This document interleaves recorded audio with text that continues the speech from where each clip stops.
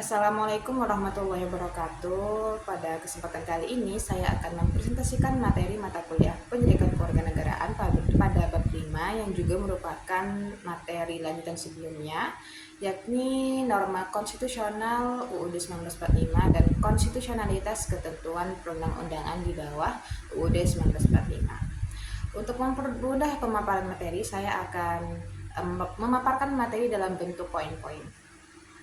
A. Hakikat dan urgensi konstitusi dalam kehidupan berbangsa dan bernegara.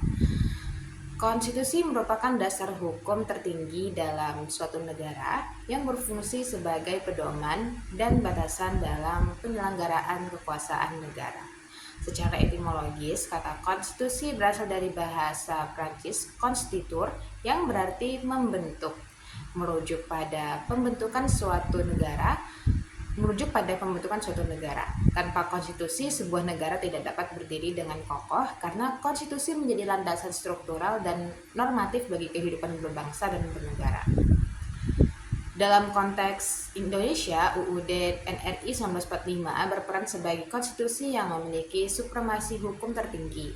Artinya, seluruh peraturan perundang-undangan di bawahnya harus bersumber dan tidak boleh bertentangan dengan UUD NRI 1945. Konstitusi juga menjamin hak-hak warga negara sekaligus mengatur mekanisme pemerintahan, pembagian kekuasaan, serta hubungan antara negara dan rakyat. B. Hasil perubahan UUD NRI 1945.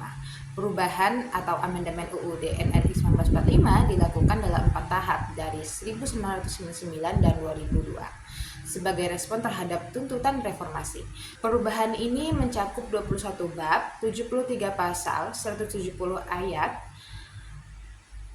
3 pasal aturan peralihan, dan 2 pasal aturan tambahan. 6 pasal tidak mengalami perubahan, yaitu pasal 4 tentang kekuasaan presiden, pasal 10 tentang kewenangan presiden atas angkatan bersenjata, pasal 12 tentang kewenangan presiden menyatakan keadaan bahaya, pasal 25 tentang syarat menjadi presiden dan wakil presiden, pasal 29 tentang agama, dan pasal 35 tentang bendera negara. Perubahan UUD NRI 1945 memperkuat sistem checks and balance, demokratisasi, perlindungan HAM, dan otonomi daerah. Contoh nyata hasil perubahan adalah pasal 23A yang menegaskan pentingnya pajak bagi pembangunan negara. Pajak menjadi sumber pendapatan utama APBN yang dialokasikan untuk pembiayaan program pemerintah, subsidi, dan pembangunan infrastruktur.